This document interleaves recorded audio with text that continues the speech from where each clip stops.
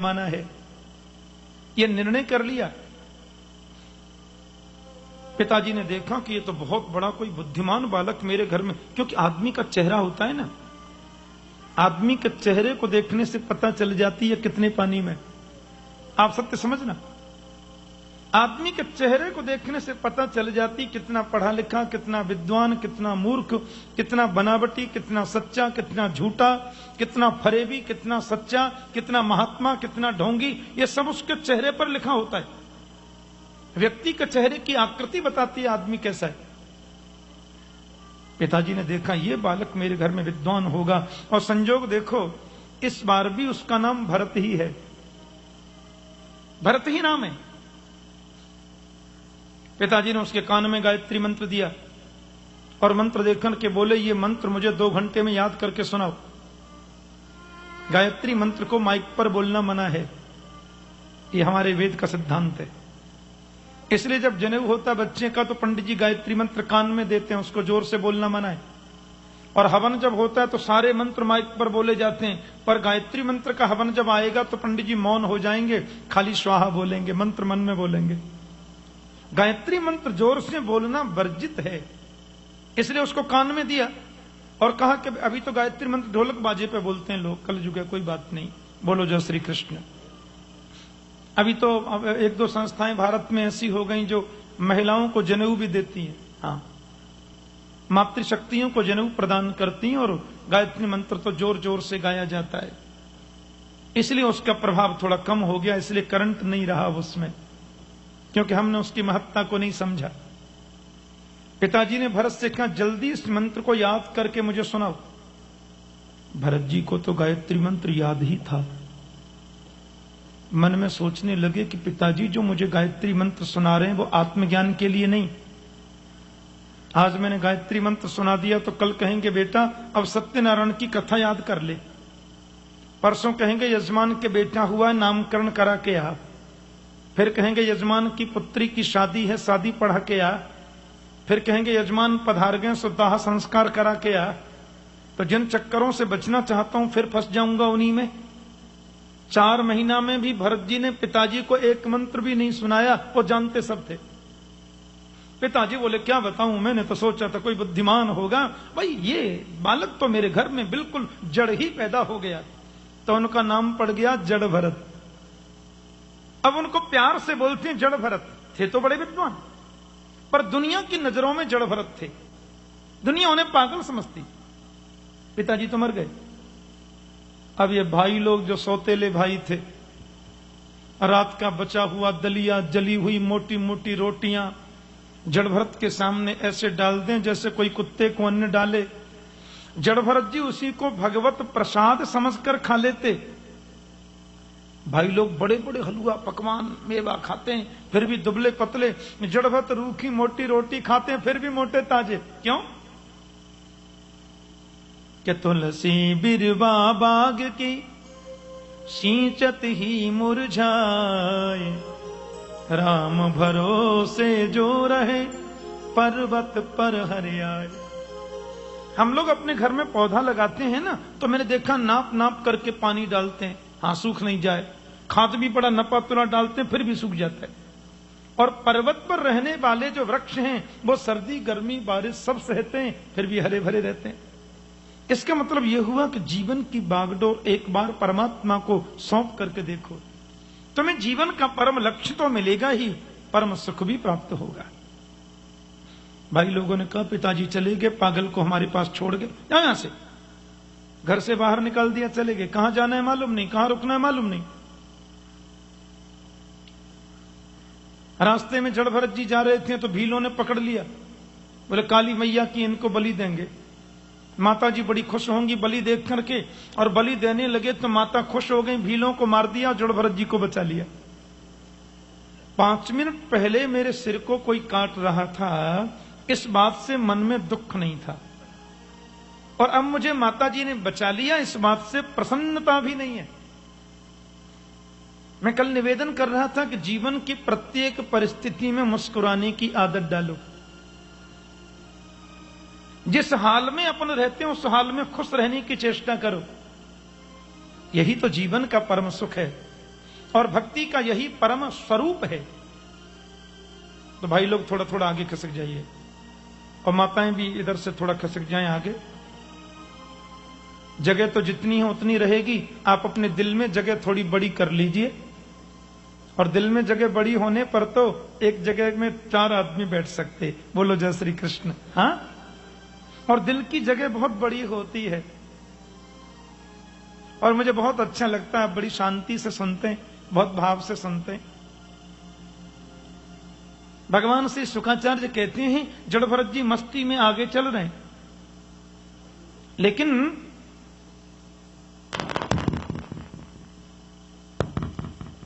महात्मा जड़ भरत जी जा रहे हैं तो 5 हाथ जमीन देखते चलते हैं। 5 हाथ जमीन को आगे देखते हुए चलते हैं, मेरे पैर के नीचे कोई चेंटी न आ जाए, किसी जीव जंतु की मृत्यु न हो जाए। महात्मा जड़ भरत जी को ये चिंता रहती है। बड़ी मस्ती में चल रहे हैं, बड़े आनंद से चल रहे हैं। सामने से आ रहा है सिंधु सौवीर देश का राजा रहुगण। अच्छा, अब आपको जड़ भरत जी का जरा दर्शन कराऊं। पैरों में जूते नहीं हैं, शरीर पर कोई वस्त्र नहीं है, 4-5 अंगुल की चौड़ी कौपीन पहन रखी है, लंगोटी, और शरीर पर बहुत मोटा जनेऊ है, ब्राह्मण श्रेष्ठ हैं। जड़ भरत है, बड़ा हृष्ट पुष्ट बलिष्ठ शरीर है। अब सिंधु सौवीर देश का राजा जो रहुगण है बड़ा ज्ञानी है, लेकिन उसके मन में थोड़ा सा दंभ है, थोड़ा सा अभिमान है कि मैं ज्ञानी हूं। ये अभिमान जब तक रहता है ना कि मैं ज्ञानी हूं, तो समझना अभी कुछ कमी है। राजा ने देखा, उसके जो पालकी ढोने वाले कहा पालकी में बैठ के चल रहे हैं ना राजा, सत्संग करने जा रहे हैं। हम सत्संग में कहीं जाएं तो इस दंभ को त्याग कर जाएं कि हम कौन हैं। सत्संग भवन में प्रवेश करने के बाद तो हम केवल श्रोता हैं और कुछ नहीं है। पालकी ढोने वाले एक कहार ने कहा महाराज जी माफ करना, मैं तो पालकी चला नहीं पा रहा हूं। राजा ने बड़े गुमान में कह दिया तुम नहीं चला सकते तो क्या हुआ, सारी प्रजा तो मेरे लिए सेवक है, जो भी तुम्हें पहले मिल जाए उसी को पालकी में जोत लो। अब देखो जंगल में और तो कोई मिला नहीं, मोटे ताजे जड़ भरत जी मिल गए। भगवान की कृपा से खूब हृष्ट पुष्ट थे, सो इनको पकड़कर पालकी में जोत लिया। अब कंधे पर रखी है पालकी और मस्ती में चल रहे। आजकल के ज्ञानियों को आप आपकी जगह तुम कह करके देखो, क्रोध के मारे भस्म ही कर देंगे। लेकिन जड़ भरत जी को कुछ फर्क नहीं पड़ता, क्योंकि अधजल गगरी छलकत जाए। जिस गगरी में पानी कम होता है वो छलकती ज्यादा है, भरी हुई नहीं छलकती। ये तो भरे हुए। अब महाराज जड़ भरत जी देखते चलते हैं, 5 हाथ जमीन कोई मेरे पैर के नीचे ना आ जाए। पर अकस्मात जड़ भरत महाराज के पैरों के नीचे कोई चेंटी आ गई। कंधे पर रखी है पालकी, और जैसी बाबा के पैर के नीचे चेंटी आई सो महात्मा जी 5 हाथ ऊपर उछल गए। हे भगवान, मर तो नहीं गई? क्यों जी, ये पालकी ढोने वाला उछलेगा तो बैठने वाले की हालत क्या होगी? राजा का सिर ऊपर की बल्ली में लगाओ जोर से। ऊपर बल्ली रहती है ना पालकी में घुमावदार, उसमें जोर से सिर लगाओ और डांट करके बोले तुम लोगों को जरा भी शर्म नहीं आती? मेरे कोमल सिर में चोट लग गई और तुम पालकी ढंग से चलाते नहीं। बोले महाराज माफ करें, हम तो ठीक ही चलाते हैं, मोटा बाबा लगाया नहीं उछल जाता जी। रहुगण ने जड़ भरत को देखा जैसे कोई पागल को देखता है, और डांट कर के बोले क्यों पहली बार आए हो मेरे राज्य में, पालकी ढंग से चलती नहीं? या तो पालकी ढंग से चलाओ, समझे? महात्मा जड़ भरत ने तो कोई जवाब नहीं दिया, और फिर कोई चेंटी पैर के नीचे आ गई, फिर उछल गए। राजा बोले तुम्हें शर्म नहीं आती? इतना मोटा ताजा शरीर लिए घूमते हो, पालकी ढंग से चलती नहीं? एक प्रकार से अपमान कर रहा है ज्ञानी का। इतना हृष्ट पुष्ट मोटा ताजा शरीर और पालकी चलती नहीं। जड़ भरत ने कोई जवाब नहीं दिया, मस्ती में चल रहे हैं। फिर कोई पैर के नीचे चेंटा आ गया, फिर उछल गए। अब के तो रहुगण के क्रोध का ठिकाना नहीं रहा। मैं बार बार तुमसे कहता हूं पालकी ढंग से चलाओ, लेकिन तू मेरी बात सुनता नहीं। मुझे तो ऐसा लगता है तो जीवित ही मुर्दे के समान है। जैसे मुर्दे से कोई कितना भी बोले लेकिन मुर्दे में प्राण नहीं होते तो जवाब दे कहां से? या तो पालकी ढंग से चलाओ, नहीं मैं तुम्हारी ऐसी चिकित्सा करूंगा जीवन भर याद रखोगे, समझे? क्योंकि दंड देने में यमराज के बाद मेरा ही नंबर है। महात्मा जड़ भरत जी की आंखों में आंसू आ गए और वे मन में सोचने लगे, मैं आज तक बोला नहीं था लेकिन आज तो मुझे बोलना ही होगा, आज मुझे बोलना ही होगा। आज नहीं बोला तो लोग कहेंगे जड़ भरत जैसे ज्ञानी ने जिसकी पालकी को कंधे पे रखा फिर भी वो राजा मूर्ख का मूर्ख ही रह गया। इस जीव के कल्याण के लिए मुझे बोलना होगा। दो दो माइक लगे हों, तीन तीन गद्दे नीचे बिछे हों तो कथा कोई विशेष कष्टप्रद नहीं है, लेकिन कंधे पर पालकी है, पालकी में बैठने वाला व्यक्ति अपमान पर अपमान कर रहा है। ऐसी विषम परिस्थिति में आत्मोपदेश करना बहुत बड़ी बात है। महात्मा जड़ भरत जी ने जो उपदेश किया बड़ा अद्भुत, कि त्वयोदितम व्यक्तम अभिप्रलब्धम भर्तुष्य में स्यात् यदि वीरभार गंतुर्यदि स्यादधिगम्य मध्वा जी पीवेति रासौ न विदाम प्रवाद। जड़ भरत जी कहते हैं, राजन तुमने जो कुछ भी कहा मेरी समझ में नहीं आया, क्योंकि पालकी ढोने का परिश्रम उसको होगा जो ढोता है, जो कभी ढोता नहीं उसको परिश्रम क्यों? चलने का श्रम भी उसको होगा जो चलता है, जो कभी चलता नहीं उसको परिश्रम भी होगा क्यों? उसे कभी परिश्रम नहीं हो सकता। दूसरी बार तुमने डांट करके कहा इतना मोटा ताजा शरीर लिए घूमता है, पालकी नहीं चलती, ये बात भी मेरी समझ में नहीं आई। कि स्थौल्यम कार्श्यं व्याधय आधयश्च क्षुत्रिण भयम कलिरिच्छा जरा च निद्रारतिर्मन्युरहं मदस्सुचो देहेन जातस्य हिमेन संति। जड़ भरत जी कहते हैं, मोटा होना पतला होना ये शरीर का धर्म है। मैं कभी मोटा नहीं होता, कभी पतला नहीं होता, क्योंकि ये धर्म मेरा नहीं है। ध्यान से सुनना, भूख और प्यास का लगना ये प्राणों का धर्म है, और मैं प्राण नहीं हूं इसलिए मुझे भूख प्यास नहीं लगती। इच्छा, निद्रा, तंद्रा, भय, ग्लानि, क्रोध, मोह, शोक आदि का होना ये धर्म है मन और बुद्धि का। मैं मन भी नहीं हूं, बुद्धि भी नहीं हूं, फिर आप कैसे कह सकते हो कि मैं मोटा हूं या पतला हूं? तीसरी बार तुमने डांट करके कहा तो जीवित ही मुर्दे के समान है, पालकी नहीं चलती। राजन मेरा जन्म कभी होता ही नहीं और मृत्यु आज तक कभी हुई नहीं, क्योंकि जीवन मृतत्वम नियमेन राजन आद्यंत बद्यस विकृतश्च दृष्टम स्वस्वाम्य भावो द्रवीड्य यत्र तरिहुच्यते सो विधिकृत्य योग। जड़ भरत जी कहते हैं, जीना और मरना तो शरीर का धर्म है, मेरा नहीं। अब आप ध्यान देना, जन्म लेना, बड़ा होना, लंबा होना, मोटा होना, पतला होना, बूढ़ा होना, मर जाना, ये सब शरीर के धर्म है। तो आप कैसे कह सकते हैं कि मैं जीवित हूं कि मर गया? क्योंकि मैं तो कभी जन्म लेता नहीं, मेरी मृत्यु कभी होती नहीं।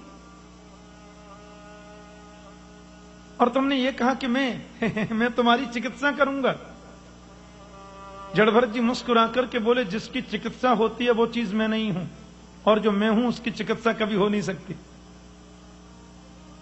भाई गेहूं को पीस करके तुम मैदा बना सकती हो, लेकिन मैदा को पीस कर कुछ नहीं बना सकते।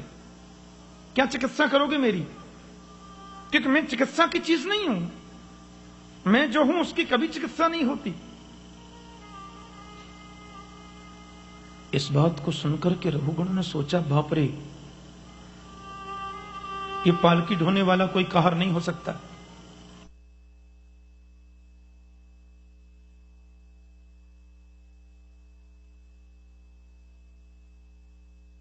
क्या चिकित्सा करोगे मेरी? क्योंकि मैं चिकित्सा की चीज नहीं हूं, मैं जो हूं उसकी कभी चिकित्सा नहीं होती।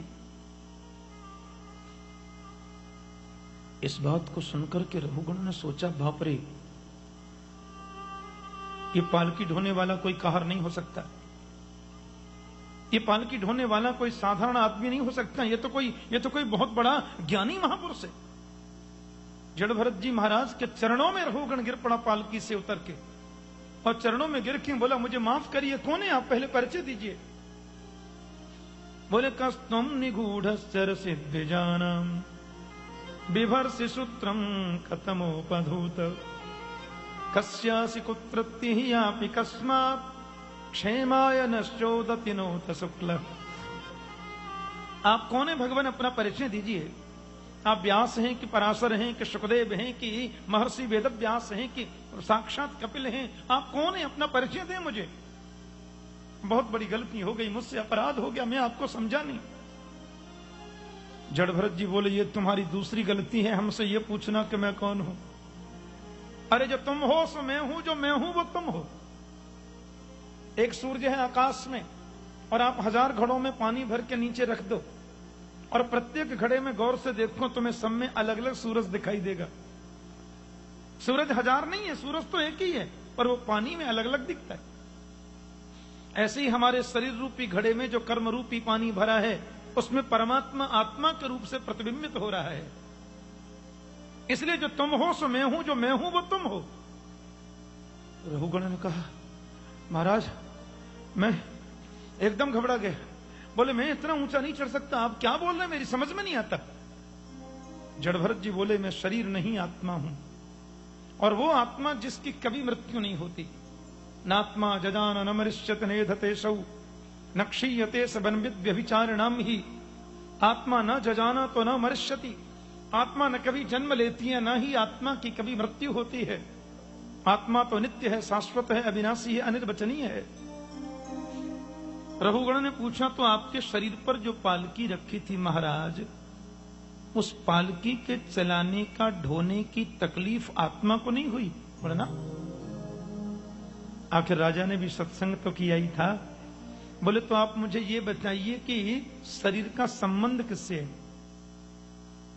जी बोले, शरीर का संबंध है इंद्रियों से, और इंद्रियों का संबंध है मन से, मन का संबंध है बुद्धि से, और बुद्धि का संबंध है आत्मा से।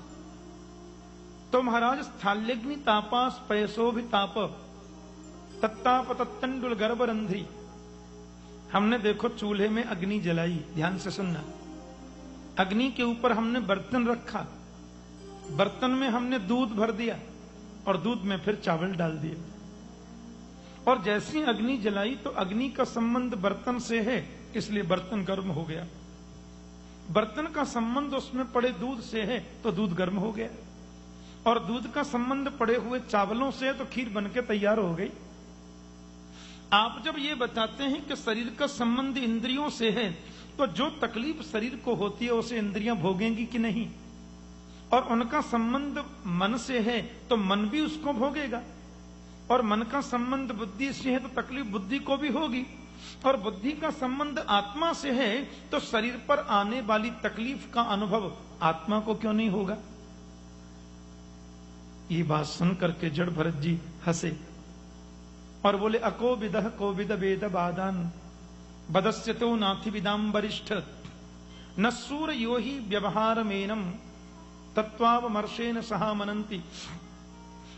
आदरणीय जड़ भरत जी कहते हैं कि तुम ज्ञानियों की सी बातें करते हो, लेकिन मुझे मूर्ख लगते हो तुम, क्योंकि विकारयुक्त अग्नि, विकारयुक्त बर्तन, विकारयुक्त दूध और विकारयुक्त चावल की तुलना तुम निर्विकारी आत्मा से करते हो। आत्मा में तो कभी विकार होता ही नहीं। अब चलो मैं तुम्हारी बात मानता हूं, तो चूल्हे पर बर्तन रखो, बर्तन में दूध डालो, और दूध में चावल की जगह पत्थर डाल दो, खीर बनेगी। आत्मा में तो विकार कभी होता ही नहीं।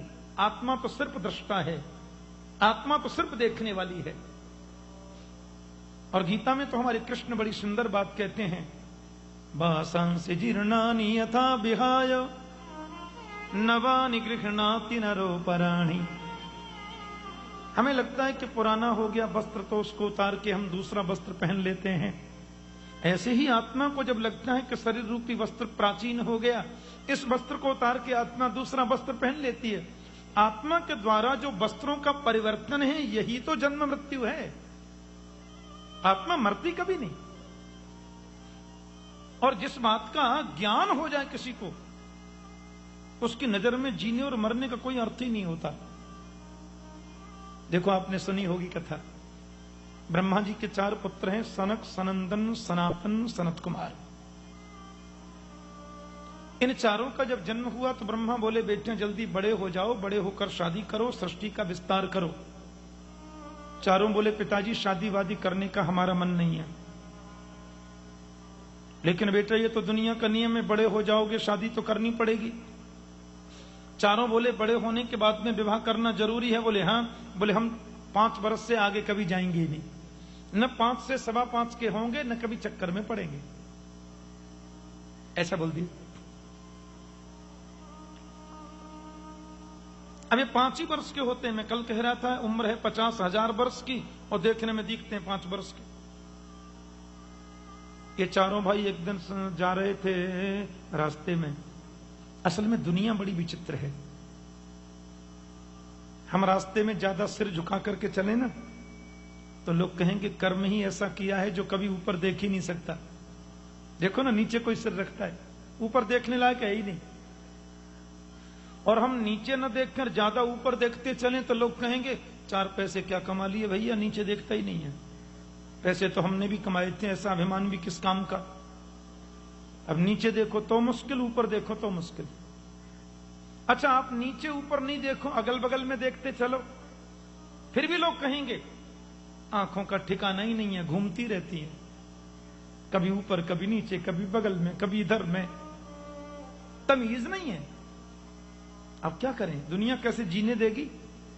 नीचे देखो तो मुश्किल, ऊपर देखो तो मुश्किल, अगल बगल में देखो तो मुश्किल। इसलिए ज्ञानी लोग जो होते हैं वो मन ही मन प्रणाम करते हैं। ये दिखावा, ये प्रदर्शन, ये बनावट उनको पसंद नहीं। अब चारों भाई रास्ते में चल रहे थे। सनकादिक भाई सामने से आ रहे थे शिव और पार्वती। भगवान शिव पार्वती को देख करके चारों भाइयों ने प्रणाम नहीं किया ही नहीं।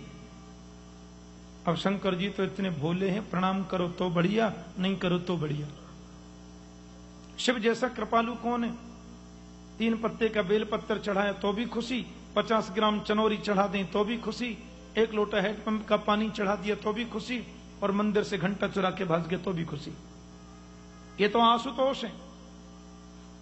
शंकर जी को प्रणाम करो चाहे मत करो कोई फर्क नहीं पड़ता, लेकिन माता जी को ठीक नहीं लगा। हाँ, माता पार्वती बोली, देखो तो सही कितने उद्दंड हैं ये बच्चे। मेरे पति शंकर जी जगत के पिता हैं और हम जगत की माता हैं, और ये बच्चे लोग देखो तो सही है भगवान, कितने उद्दंड, ऊंट की तरह ऊपर सिर करके जा रहे हैं, झुकना भी नहीं जानते, प्रणाम भी नहीं करते। मैं शाप देती हूं चारों ऊंट हो जाएं। सो माता जी ने शाप दिया, चारों भैया ऊंट हो गए। पर भागवत में लिखा है कि सनत कुमारों का जीवन है कथा। इनमें एक भाई बैठकर कथा सुनाते हैं और 3 भाई बैठकर कथा सुनते हैं। फिर 3 में से एक खड़े होकर सुनाते हैं, फिर 3 बैठकर सुनते हैं। कथा मात्रैक जीविन, ऐसा लिखा है। इनका जीवन है केवल कथा। अब ऊंट बन गए, एक भाई ऊंट बन के नीम के पत्ते खाते जा रहे हैं, भागवत सुनाते जा रहे हैं, और 3 भाई ऊंट बन के कथा सुन रहे हैं। भगवान शिव ने आश्रम में जाकर के पार्वती माता से कहा, देवी थोड़ा सोच तो लिया करें आप, मालूम है आपने कितना बड़ा अपराध कर दिया। अरे देवी, जिनको आपने ऊंट बनने का शाप दिया वो उम्र में हमसे भी बड़े, ब्रह्मा के सबसे बड़े पुत्र हैं, ये सनत कुमार थे देवी। पार्वती बोली, ओहो ये तो गलती हो गई, लेकिन मुझे क्या मालूम था कि मेरे जेठ जी लगते हैं, मैंने तो बच्चे समझा सो बोल दिया। शंकर जी बोले, होना था सो हो गया, चलो माफी मांग के आते हैं। अब भगवान शिव पार्वती आए, देखा तो एक भाई ऊंट बन के सुना रहे हैं और 3 भाई ऊंट बन के सुन रहे हैं। शंकर ने कहा, देख लो ऊंट बन गए लेकिन कथा नहीं छूटी। भगवान शिव ने कहा, प्रणाम, माफ करना जी, बहुत गलती हो गई पार्वती जी से, बिना सोचे बिचारे आपको ऊंट बनने का शाप दे दिया। ये ऊंट के शरीर में आपको बहुत कष्ट हो रहा होगा। चारों भाई बोले नहीं शंकर जी, इस रूप में तो बड़े मजे हैं, बड़े आनंद हैं। चारों भाई बोले कैसे? शंकर जी बोले कैसे? तो चारों ने कहा देखो, मनुष्य के शरीर में नहाने का चक्कर और था, यहां बिना नहाए भी कथा हो जाती है। बोलो जय श्री कृष्ण। हाँ, अब वहां जितनी देर नहाने में लगती थी ना, उतनी देर में 4 अध्याय की कथा हो जाती है। बड़ी समय की बचत हो रही है। शिव जी बोले वो कैसे? तो चारों भाई बोले कोट ही तो पहनना है, कभी ऊनी कोट तो कभी सूती कोट। क्या मतलब? अरे मनुष्य का जो शरीर है वो थोड़ा ऊनी कोट है, महंगे वाला कपड़ा है, और पशु का जो शरीर है वो खादी वाला कुर्ता है, सस्ता वाला कपड़ा है। बस आत्मा कपड़े ही तो पहनती है, कभी महंगा कपड़ा तो कभी सस्ता कपड़ा, लेकिन आत्मा तो मरती नहीं, जन्म लेती नहीं। और शिव जी के देखते देखते चारों ने ऊंट का शरीर छोड़ दिया, सनत कुमार बन गए। आत्मा का जिसको बोध हो जाए उसकी नजर में जन्म और मृत्यु का कोई फर्क नहीं होता, कोई मतलब नहीं होता। रघुगण चरणों में गिर के बोले महाराज, तो इस आत्मा का ज्ञान मुझे कैसे हो? आखिर आत्मज्ञान की अनुभूति मुझे किस प्रकार से प्राप्त हो? जड़भरत जी बोले रघु गणई तत्तपसान जाति नचिज्जया निर्वपणा गृहाद्वा न छंदसा नैव जलाग्नि सूर्ये बिना महत पादर जो विषेकम। आत्मा का ज्ञान तपस्या से होगा ये जरूरी नहीं है, घर छोड़कर वन में जाने से होगा ये आवश्यक नहीं है, यज्ञ करने से आत्मज्ञान होगा जरूरी नहीं है, कंठभर पानी में खड़े होकर भजन करने से, अग्नि तापने से होगा बिल्कुल जरूरी नहीं है। तो कैसे होगा? बोले बिना महत पादर जो विषेकम। जब तक व्यक्ति महापुरुषों के चरणों की धूल माथे से नहीं लगाएगा तब तक इसको आत्मज्ञान नहीं हो सकता। और मैं इसके लिए आपको अपनी कथा सुनाता हूं।